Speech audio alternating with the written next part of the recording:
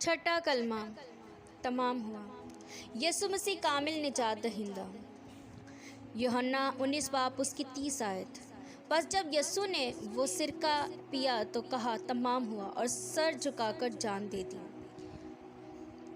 ہمارے کامل نجات دہندہ خداوند یسوع مسیح نے یہ کہہ کر کہ تمام ہوا بظاہر اپنی زندگی، تکلیف اور مصائب کے اختتام کا اعلان کیا، جس سے یہ ظاہر ہوتا ہے کہ تمام ہوا سے مراد وہ کام جو باپ نے اپنے بیٹے کو سپرد کیا اس نے کامیابی کے ساتھ مکمل کر کے برملا اعلان کیا۔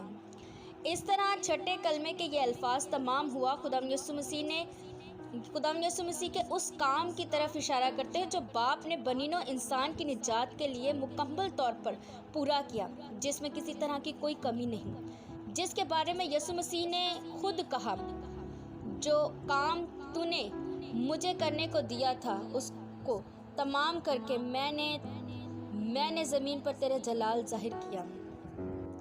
بعض مفسرین کی رائے میں خداوند یسوع مسیح کے چھٹے اور ساتویں صلیبی کلمات کی نسبت تخلیق کائنات کے چھٹے اور ساتویں دن سے ہے، کیونکہ چھٹے دن خدا نے تخلیق کائنات کا کام مکمل کیا، اور اسی طرح خداوند یسوع مسیح نے بھی چھٹے کلمے میں اپنے مشن کی تکمیل کی اور کہا تمام ہوا۔ خدا نے جب تخلیق کائنات کا کام مکمل کر لیا تو ساتویں دن کو مقدس ٹھہرایا اور آرام کیا۔ خداوند یسوع مسیح نے بھی اپنے ساتویں کلمے میں کہا، اے باپ، میں اپنی روح تیرے ہاتھوں میں سونپتا ہوں، اور اس کے بعد آرام کیا۔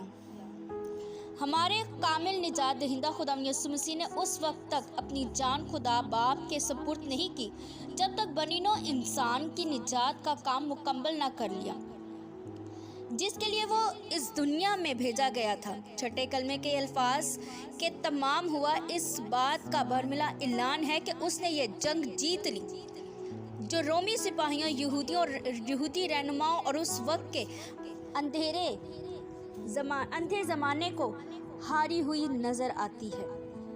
فتح مندی کی یہ پکار در حقیقت تکمیل ہے خداوند یسوع مسیح کے تجسم کے مقصد کی، خداوند یسوع مسیح سے متعلق پیشن گوئیوں کی، بنی نوع انسان کے گناہوں کی معافی کی، بنی نوع انسان کے گناہوں کے کفارے کی، شریعت کی تقاضوں کی، ابلیس کے ساتھ روحانی جنگ میں فتح کی، خدا کے ساتھ انسان کے ملاپ۔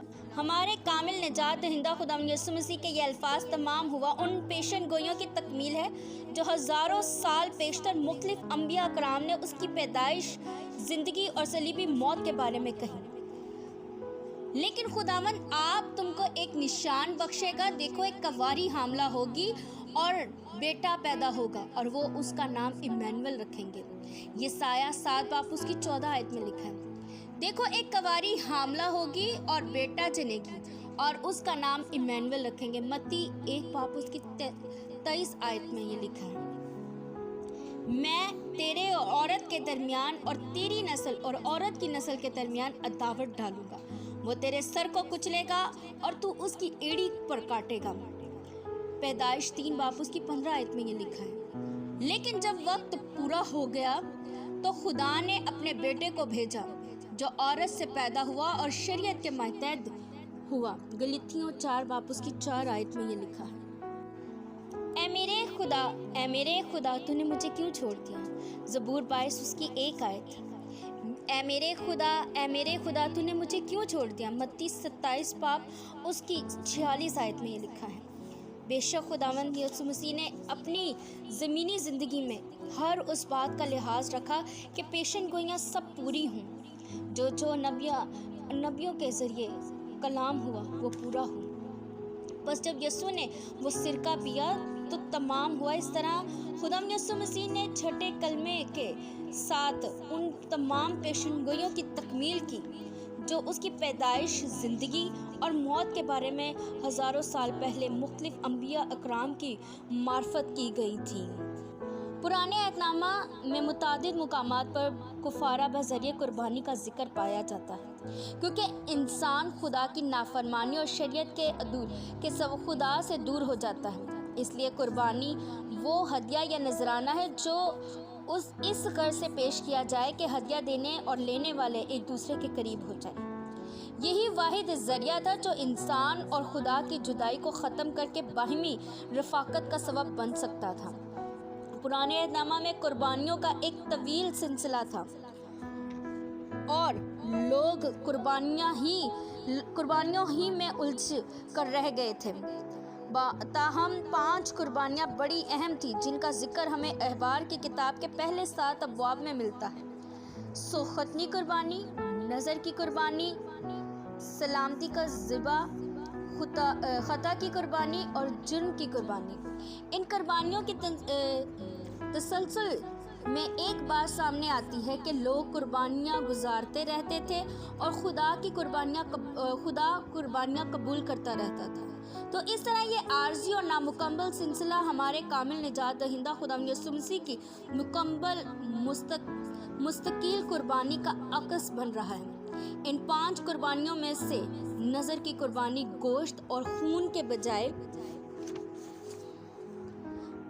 اناج اور تیل پر مشتمل تھی، اس لیے یہ کسی دوسری قربانی کے ساتھ پیش کی جاتی تھی۔ باقی 4 خون کی قربانیاں تھیں جن میں عبادت گزار اور کاہن دونوں شامل ہوتے تھے۔ عبادت گزار قربانی کا جانور لاتا، اس پر اپنا ہاتھ رکھتا اور اسے ذبح کرتا، پھر کاہن اس کا خون چھڑکتا جو خدا کے حضور اس بات کی علامت ہوتا تھا کہ قربانی کا جانور مکمل طور پر ذبح ہو چکا ہے، کیونکہ عبرانیوں کے مصنف کے نزدیک بغیر خون بہائے معافی نہیں ہوتی۔ قربانی کے جانور پر ہاتھ رکھنے کے پیچھے یہ تصور تھا کہ یہ جانور میری جگہ کھڑا ہے، یعنی میرے گناہوں کا عوضی ہے۔ جانور موت کی سزا بھگتتا رہے، لہٰذا میری سزا معاف ہو گئی اور یہ جانور میرا عوضی بن گیا۔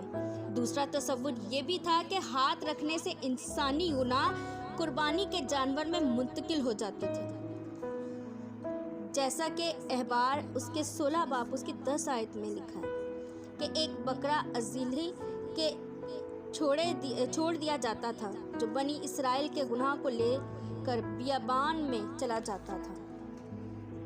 نئے عہد نامہ میں واضح طور پر بیان کرتے ہیں کہ ہمارے کامل نجات دہندہ خداوند یسوع مسیح کی صلیبی موت پر پرانے عہد نامہ کی تمام قربانیوں کا یہ سلسلہ تکمیل کو پہنچا، جس کا اعلان اس نے چھٹے صلیبی کلمے کے الفاظ تمام ہوا سے کیا، یعنی یسوع مسیح کی صلیبی موت میں فسح کی تکمیل ہو گئی اور فسح کا برہ جو سال بہ سال بنی اسرائیل کے ملک مصر سے خروج کی یاد میں ذبح کیا جاتا تھا، آج ایک ہی بار فسح کی تکمیل کا اعلان کرتا ہے، جو بنی نوع انسان کا اپنے گناہوں سے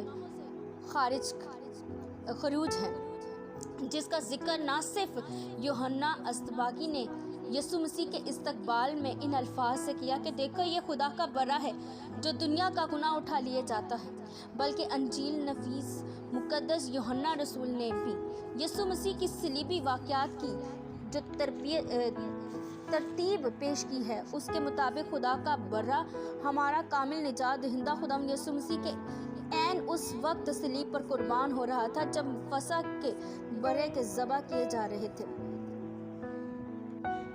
حاصل کلام یہ ہے کہ صرف اور صرف خدا کا برا ہمارے کامل نجات دہندہ خداوند یسوع مسیح ہی ہمارے گناہوں کا مکمل کفارہ ہے۔